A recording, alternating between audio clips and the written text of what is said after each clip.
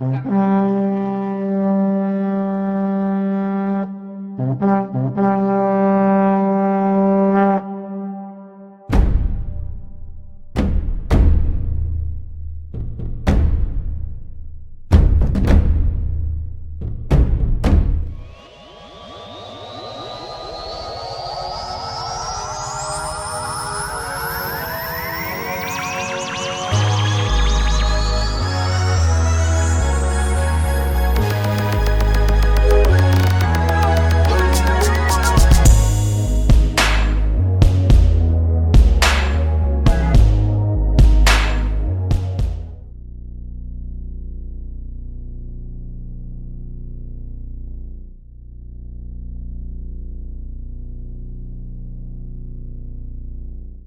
3rd century AD in Sipan, in northern Peru. A powerful Mochica ruler has died. The funerary rites are marked by the people's mourning. He has been embalmed together with his ornaments and sacred emblems of gold, silver, and precious stones, which he will keep using in the afterlife.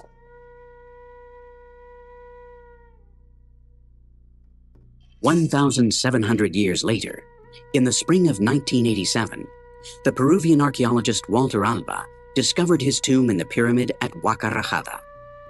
The news traveled around the globe. It was the richest burial site in the Americas, and the first ever found belonging to a Moche ruler. The international scientific community was amazed by the subtlety and exquisiteness of the gold and silver work, and the methods employed in working the metals. The Mochica people showed themselves to be an advanced civilization in terms of technology and social organization. From that moment on, the researchers began to rewrite the history of the Americas.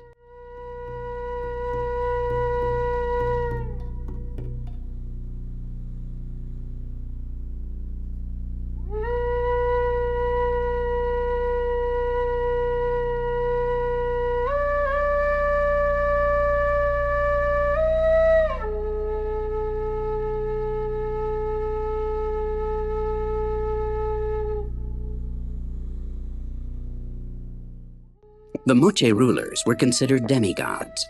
They were half human, half divine. No one dared to look them in the eye. When they passed by, the fearful people prostrated themselves. They were worshipped and revered at all times.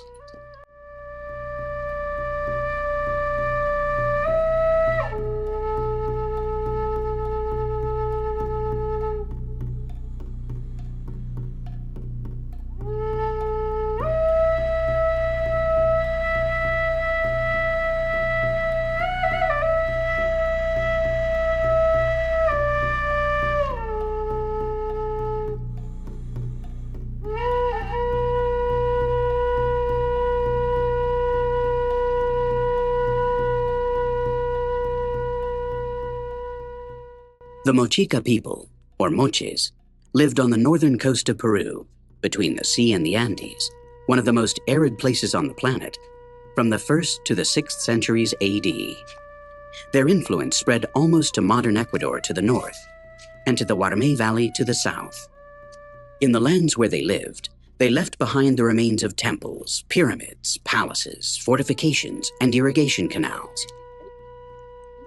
Their artistic legacy speaks to us of a creative and lively people, made up of farmers, fishermen, craftsmen, and warriors who managed to tame the desert.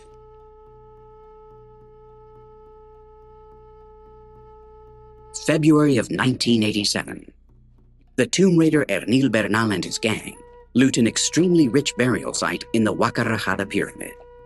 20 years later, Teófilo Villanueva, one of the members of his gang, describes those events for the first time ever to José Manuel Novoa, the director of this documentary. Y entré y sacamos una cara, I went in and we took out a mask, vaso, a glass, a portrait of someone, and In gold? de oro. in gold. Then we went outside, hugged each other, Sí, and we went home afraid. asustado. Did you leave the treasure there that night? Sí, dejamos Yeah, we left it all there. You didn't keep digging? aprender el valor. To get up courage, I drank 2 glasses of rum, went into the pit, and with the rod, got some things. With the same one we have here. Yes, I got some things with a hook, and I couldn't get them all. There were so many things you couldn't do it all by yourself. Too many, I didn't know what to take. There were things of all sizes. The owner of the things was in the middle, and the things were placed around him. The owner of the things was a man who looked like the Lord of Sipan. Yeah, the man had ornaments on both sides of him, and in the middle was the sarcophagus. We took 2 more cups, and we went to his house that night scared. We returned the next day at about 8 in the evening. I opened up a hole about 50 centimeters wide, and the owner of the things was all covered from head to toe with all the things made of gold. These extraordinary artifacts are part of the loot they took. The police found them when they searched Arenil Bernal's house a few days later. The general in charge of the district headquarters called Walter Alba and asked him to examine them. When I reached the police station, the general showed me these artifacts of unequaled artistic quality. I had no doubt that an important tomb had just been looted at Sipan. We had to take action immediately. When he arrived at Sipan, Walter was astounded. The desecrated tomb was enormous. All he found was an impressive copper scepter that the looters had miraculously missed. Was this a sign that there were more intact tombs? When we arrived here in February of 1987, the site was full of people. Dozens of locals were digging in search of whatever the looters had left behind days before. That very day, Walter took charge of the archaeological site. What he didn't know then was that he was just beginning to explore the Mochica's most important sacred burial ground.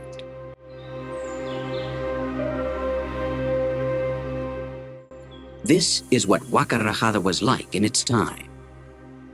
88 million adobe bricks were needed to build it. The most important men of the time were buried here. Every night, they heard gunfire. Every day, Walter Alba and his small team of assistants defended the archaeological site from the attacks of the looters. During another raid, the police accidentally killed Arenil Bernal. The attacks were stepped up. The archaeologists were under siege, but they kept working. A few days later, they found a small sealed chamber with more than 1,000 clay pots and the skeleton of a warrior. Could he have been a guard? There could be little doubt that he was protecting something very important. Then they discovered a section containing a large intact tomb and the remains of a wooden sarcophagus. Walter was about to live an unforgettable experience. When we began to inspect the interior of the coffin and raise some earth among the sediments, a miniature face in gold appeared and seemed to stare me right in the eye. It was an eternal instant that I will never forget. It was a gold and turquoise earring, worn by a Moche ruler they called the Lord of Sipan.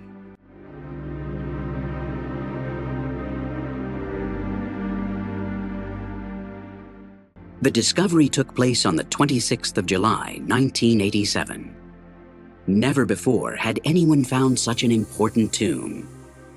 The archaeologists were standing over an unidentifiable mass of gold and oxidized copper objects that made up the Lord's funerary bundle. They had to save this heritage of humanity and give it back its splendor. The recovery and restoration of each of the ornaments and emblems took close to 8 months. More than 600 objects made of gold, silver, gold-plated copper, seashells, precious stones, and fabrics formed the Lord of Sipan's funerary bundle, a faithful reflection of his splendor in life. We are inside an exact replica of the tomb, just as we found it in 1987. Then we were able to find in the center the coffin of the Lord, which contained the ornaments, clothing, and emblems that he used when he was alive. To the right lies the military chief with his metallic ornaments. To the left, the standard bearer, and at his feet and his head, the three young women who were buried with him in reed coffins to accompany him on his journey to eternity. None of them had yet reached the age of 20 when they were buried with the Lord. Under the side coffins were the skeletons of two llamas, which were the first animals to be sacrificed. In a corner, there were the bones of a child. And on both sides, in 4 niches, there were 212 pottery vessels that represented warriors, prisoners, or personages praying. The skeleton of a dog lay on the coffin of the standard bearer. And finally, the wooden roof that originally covered the funerary chamber. On the roof lay the skeleton of the guardian of the tomb, whose feet had been cut off. And here, in another niche, there was a guard who was also given the job of protecting this funerary chamber.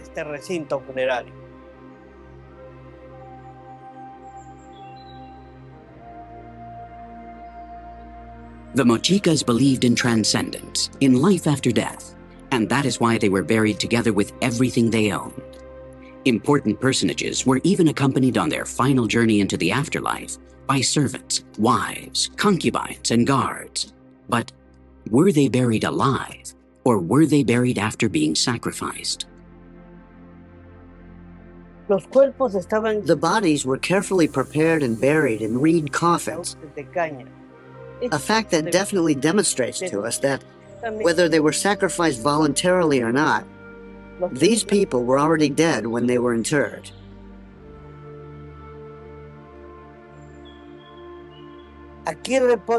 This is where the mortal remains of the Lord of Sipan lie. It was a challenge for us to preserve and recover these bones, both for the importance of the information they contained and for their historical significance. Thanks to the forensic studies, we now know that the Lord of Sipan died when he was between 45 and 55 years old, and that he had enjoyed excellent health, except for an incipient arthritis in the spinal column. He was 1.67 meters tall, or 5'6", which was pretty tall for the time. He wasn't very muscular, which proves that he didn't carry out any physical work. The important personages were always carried around on litters. His teeth were also still in excellent shape, which shows us that there was a special diet reserved for the important men of the elite.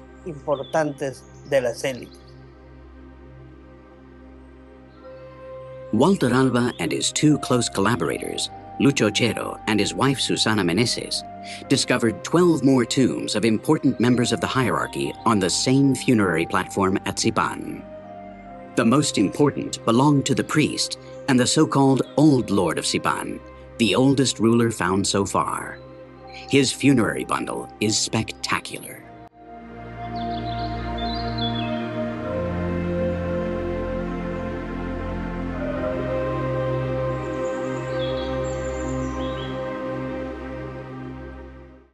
They look like lunar landscapes or one filled with bomb craters. Each hole corresponds to a looted tomb. The thievery in archaeological sites continues. Every night, the gangs of Huaqueros, as the tomb raiders are called in Peru, steal part of Peru's archaeological heritage. The tombs are broken open with pickaxes and shovels. Then the information that they could have revealed is lost forever.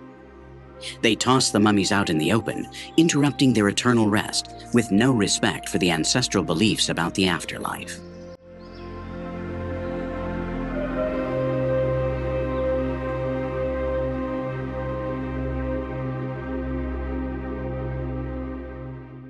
In the northern region of Lambayeque, we find strange hills devoid of any vegetation. They are not natural features of the landscape. They are Moche structures worn down by time and the weather.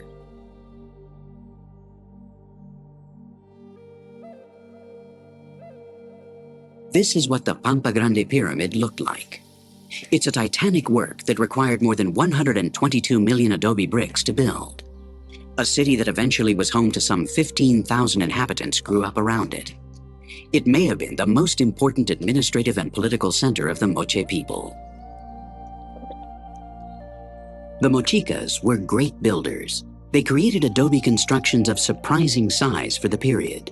Truncated pyramids, platforms, large precincts, squares, and access ramps formed part of their important religious centers.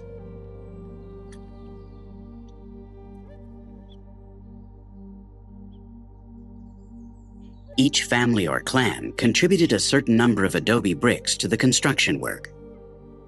We can see a mark or family seal on the bricks that identifies them.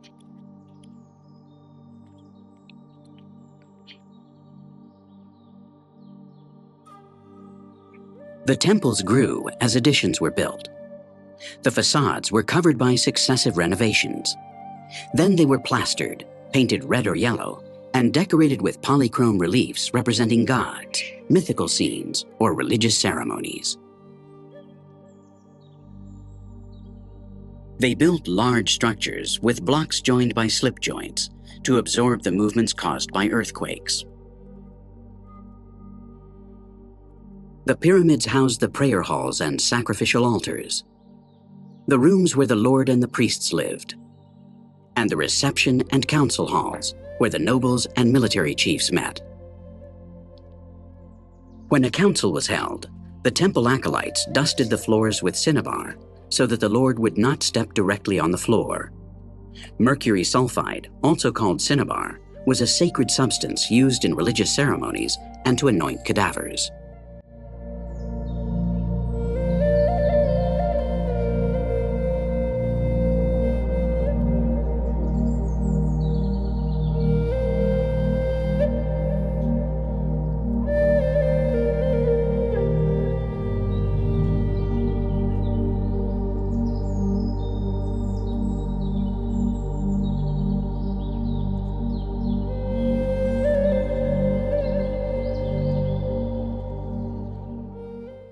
He always came in accompanied by his military chief. The acolytes helped him to sit down by holding up his coxal or hip protectors, one made of gold and the other of silver. The lord bore his main ornaments, the crown that symbolized the mysterious shamanic flight, the scepter of power, a large gold nose ring which hid any facial expression from view, and the necklace of gold and silver peanuts, which referred to the cycle of life. The gold and silver signified the eternal duality, the sun and the moon, day and night, life and death.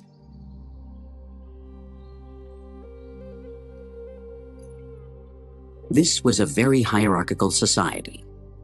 Beneath the lord came the religious authorities, then the military chiefs and the nobles. Craftsmen also enjoyed special status.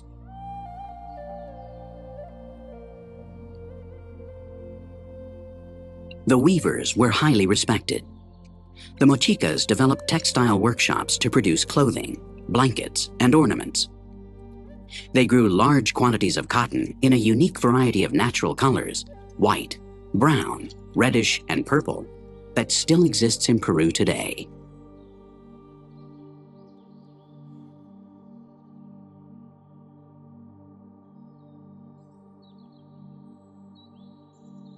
It's early May 2007.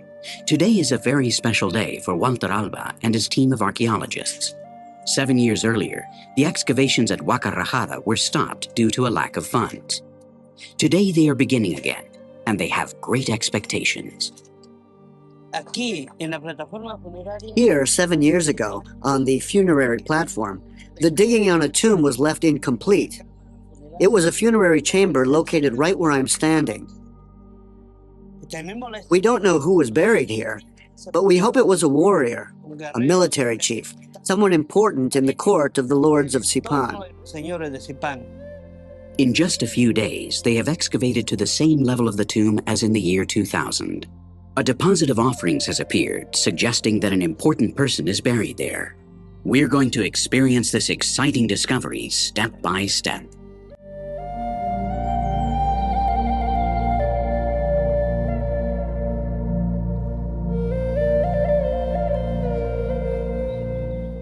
Peru's northern coast is a desert where it seems impossible to live. And yet it was the birthplace of enigmatic civilizations like the Moche, which amaze the world today. Periodically, this region is devastated by the El Niño phenomenon. Normally, the clouds pushed by the wind drop their rain on the Andean mountains. But every so often, when a warm current called El Niño reaches the coast, there are torrential rains both on the coast and in the mountains, causing terrible catastrophes.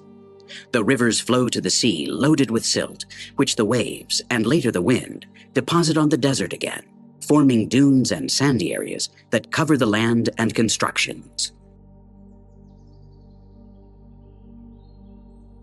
The Mochicas attributed the arrival of El Niño to the anger of the gods, which is why they made constant offerings and human sacrifices.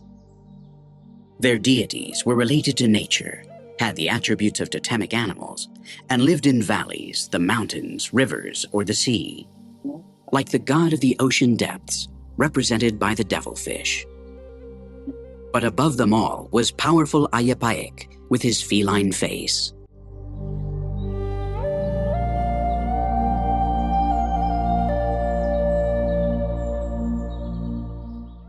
Those who were sacrificed usually had their throats cut or were thrown off the sacred mountains. Sometimes their skulls were smashed with a war club. The nobles who voluntarily offered to be sacrificed cut their jugular veins and bled to death.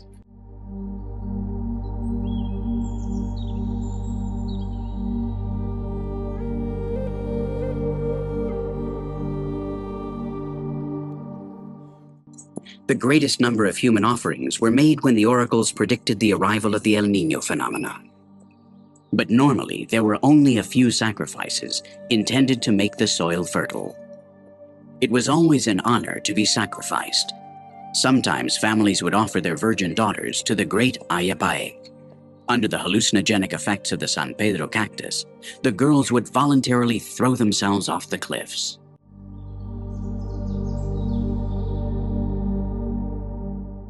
The priests indicated the need for sacrifices after consulting the gods. In the murals in the ceremonial patio at the Huaca de la Luna, we can see numerous stars that represent the San Pedro cactus, the means they used to communicate with the other world. It is the cactus of the gods. The main alkaloid in the San Pedro cactus is mescaline, a hallucinatory drug that causes altered states of consciousness and deep trances when it is consumed. The new tomb may have been looted. They have discovered a Huaqueros pit going down parallel to the south wall. They've worked hard to clarify the situation as quickly as possible. Miraculously, the tomb raiders missed the algaroba beams that sealed the funerary chamber by just 20 centimeters or 8 inches. The tomb is intact. They're going to make an important discovery. They will have to stand guard at the camp day and night.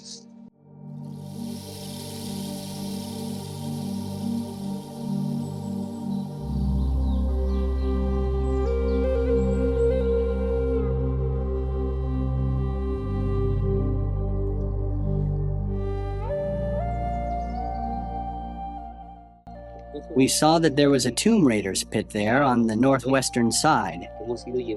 We followed it for a while and saw that it stops just 20 centimeters from the algarobo beams that form the lid. And at the bottom we found some Dunlop shoes size 38. But, well, those worries are over.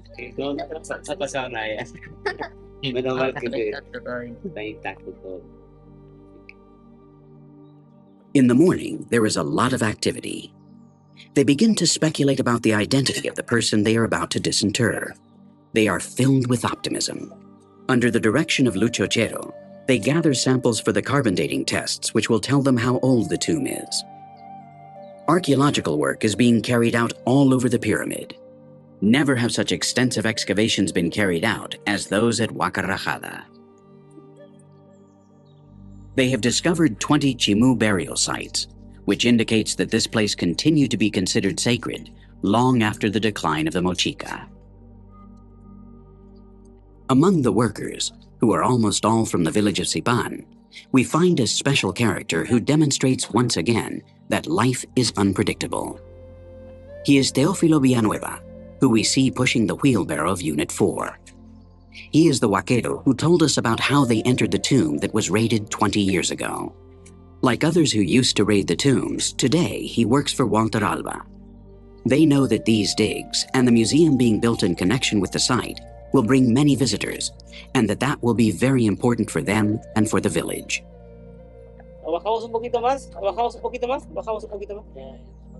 After sketching the algarobo beams, they penetrate the funerary chamber.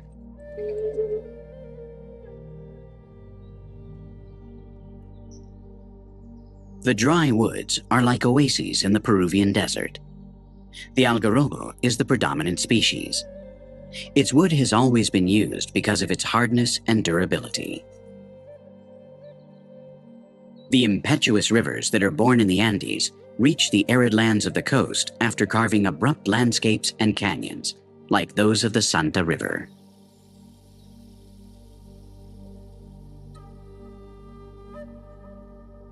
The Mochicas knew how to make use of these resources.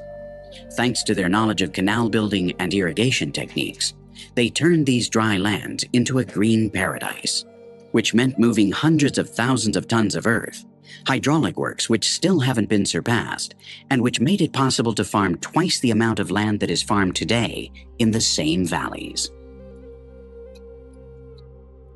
They fertilized the fields with guano gathered from the islands. Their main crop was corn, according to recent research, a genetic invention that was the fruit of the botanical experiments of the ancient American cultures.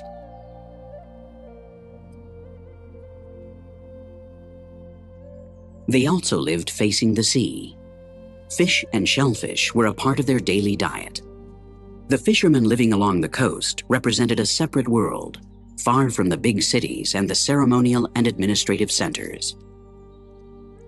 With their reed boats, called caballitos de totora, or bulrush horses, which are still used today by Peruvian fishermen, they ventured into the sea to fish.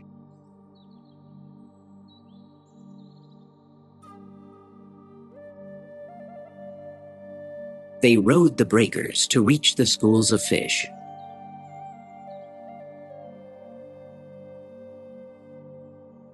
The religious processions periodically came down to the beach to collect seashells.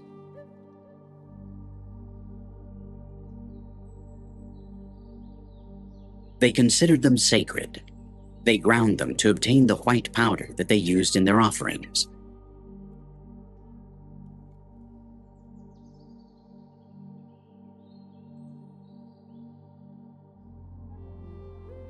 At sundown, the fishermen returned with their catch. These fishermen may have been the precursors of surfing 2,000 years ago.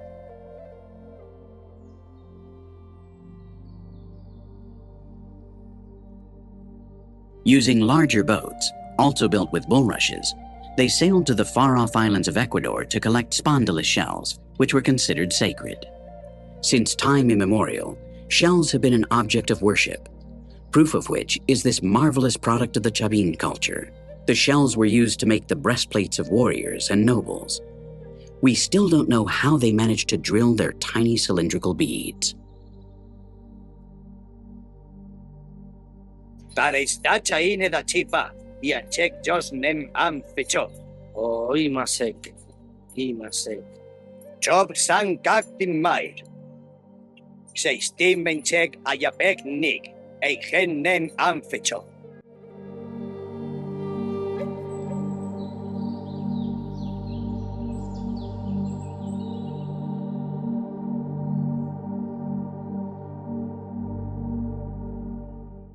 At the bottom of the tomb, they can clearly perceive the shape of a large sarcophagus, which measures 1 meter 30 centimeters wide by 2 meters long, which is almost the same size as that of the Lord of Sipan. But soon something happens that dampens Luchochero's spirits. It looks like there are 2 coffins, which means that the tomb is not as important as they thought. although they can see a strange mark in the ground. Lo cierto es que aquí hay una cosa que estamos tratando de ver si continúa o no. Unlike the majority of the pre-Incan cultures, the Mochicas did not bury their dead in the fetal position. The simplest burial sites correspond to peasants, and they are barely wrapped in a blanket and buried in a simple grave. Others contain some offerings and are wrapped up for protection and placed in rectangular tombs of adobe or stone. Those of highest rank are placed in elaborate coffins and chambers with niches for the numerous offerings. Each tomb reflects the job and social class of the person buried in it. This morning, they carried out ceremonies to give the earth its due. The workers are afraid of the so-called mal de Huaca, or tomb sickness, a superstition in which the powerful spirits that live in these pyramids possess the lives of those who desecrate their secrets. They make an offering to the Pachamama, the goddess of the earth, for her to give them courage and to protect them. And there is very good news. There is only one coffin. What looked like a partition between two coffins is really the central lid of the sarcophagus, which when the algaroba beams broke under the weight of the earth placed on top of them, took this shape. The archaeologists are filled with optimism again. In addition, the first pottery offerings have appeared.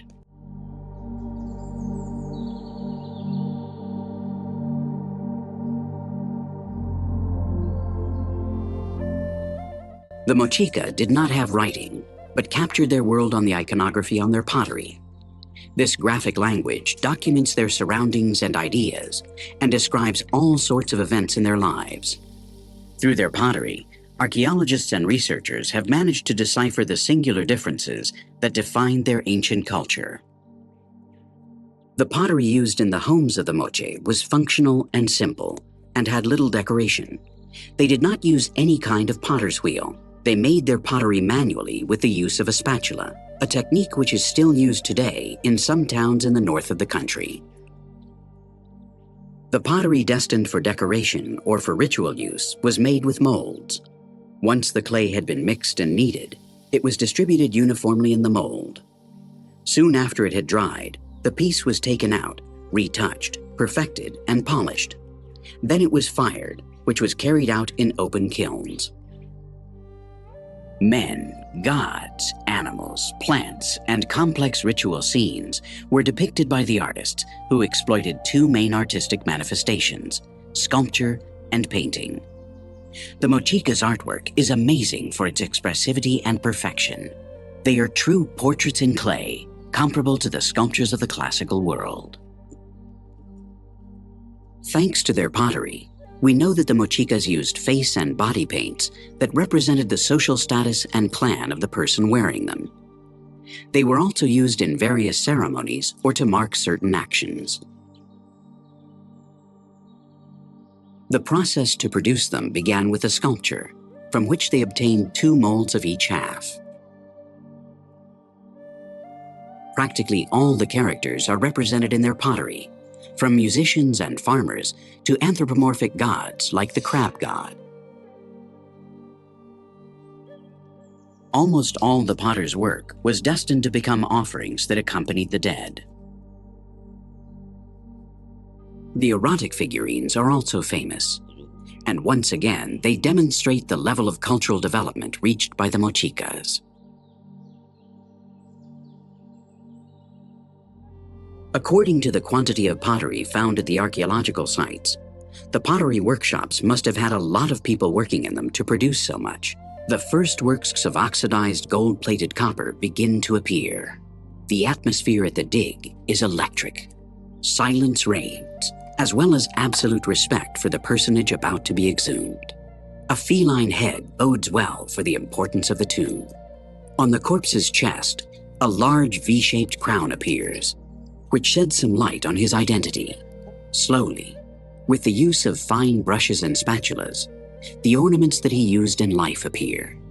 There is a strong presence in the Huaca, something mysterious and ethereal. We are looking at the first layer of the recently discovered tomb, a set of ornaments and emblems.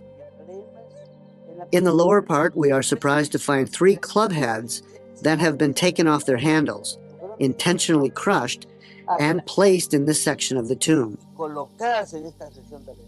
Either they were weapons that he used when he was alive, or they were trophies taken in ritual combat. So we're talking about 3 victories in combat.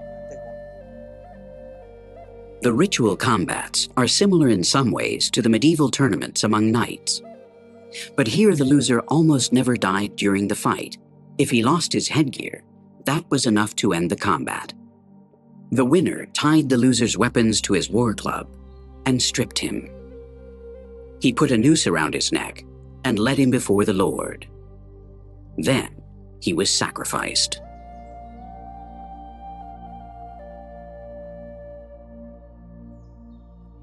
Wooden clubs covered with copper were the Mochica's main weapon. It weighed about 5 kilos, or 11 pounds, and dealt a crushing blow to the adversary. They also used knives and spears, which were thrown with slings to increase their power and distance. From childhood, Mochica boys gradually went through a series of varied initiation rites that decided their future. The initiation process marked the end of adolescence. Then a ritual race was held. The winner went on to form part of the Lord's personal guard. Each participant was given a bag full of payares, seeds that the oracles used to make their predictions. At the end of the race, and as part of the final phase of initiation, the diviners read their payares. 6 gold-plated copper feline heads have appeared. The discovery may turn out to be extremely important. Walter and Lucho believe that he is the 4th personage represented in the Moche iconography, the one they know nothing about so far. How was it possible that the Mochicas knew how to gold-plate copper? Something that was only made possible in Europe in the late 18th century thanks to the process of electrolysis. However they did it, they managed to achieve this 1,900 years ago. They now have definite confirmation. The tomb belongs to the 4th personage in the presentation iconography. The one who could be the Lord of Sipan receives the sacrificial chalice from the priest.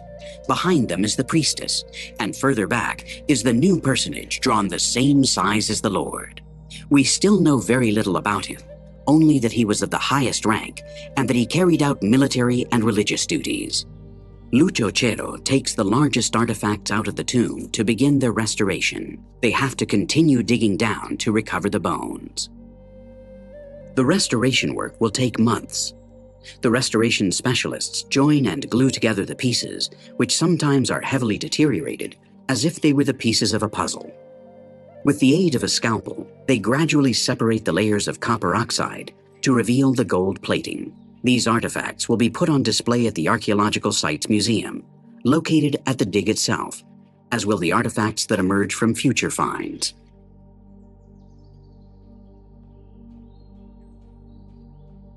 The Mochica's mastery of metalworking is surprising. They employed copper intensively to make tools, weapons, and ornaments. The ore extracted from the mines was ground on mills to break it into small pieces before putting it in the ovens. At the silversmiths' workshops, they worked on everything from the production of the metals to actually making the ornaments. The small pieces of metal were melted and blended with charcoal in clay ovens. The fire was stoked with reed blowers finished with clay nozzles to achieve a temperature of a little over 1,000 degrees Celsius. The silversmiths made thin sheets of metal by reheating the metal again and again. They then shaped the pieces by hammering them into molds. They also stamped images into the metal and finished the pieces by cutting, hammering, retouching, and polishing them. Then they were assembled to form different objects. If their gold-plating copper with electrochemical processes astounds us, with methods similar to those used today, we can be no less impressed by their managing to solder metals. Blowing through a tiny tube, they managed to concentrate the flame and raise the temperature enough to be able to solder metal. They finally reached the bones. They put the most important reconstructed artifacts back where they were to get an overall vision of the burial site. With the greatest of respect, the noble's skeleton is removed from his tomb. On either side of the sarcophagus have appeared the bones of a woman, possibly a concubine, and the skeleton of a sacrificed llama. Another member of the Moche elite has been recovered for posterity.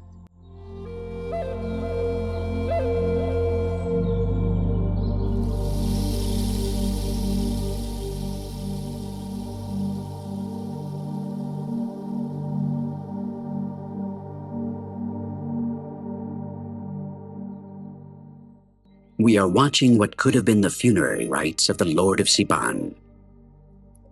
The people are in mourning. In the palace patio, the Lord's body will be prepared for his final journey.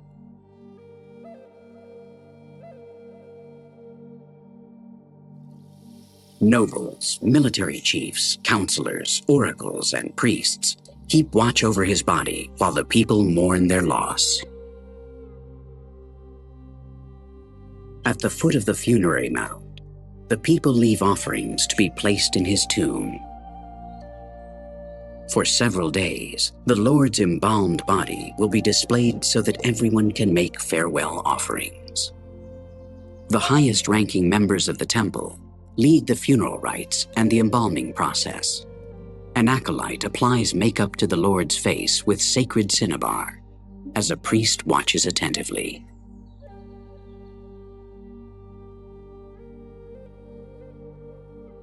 Highajck Jos. Ajungke sener ko anduni cek changchar. Si ansia mosisek tokna. Each ornament or emblem is put in its place following rites conceived so that, in the afterlife, his rank as ruler and his divine essence will be evident. When he reaches the home of the gods, the great god highajck will recognize him easily. Sekin chaner kikesten satsan cheperten tentuniquis migeroget. Neisna ese penten samen okigmeikan kapisekes.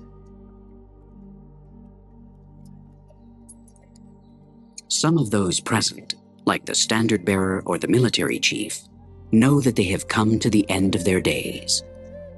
It will be an honor for them to accompany the Lord on his journey. They will proudly immolate themselves at the end of his funeral and will then be buried alongside him. The priest places the funerary mask on him. He covers his eyes, nose, and mouth with sheets of gold and buckles on his chin piece. His face disappears forever from this world. It is the crowning moment of the funeral. The mourners cry inconsolably as they bid him farewell. A mass of molten metal is placed in each hand, gold in the right hand and silver in the left. Insek yangero. Los katen singo poiden magetinsa. Inen tentek annames kismiren.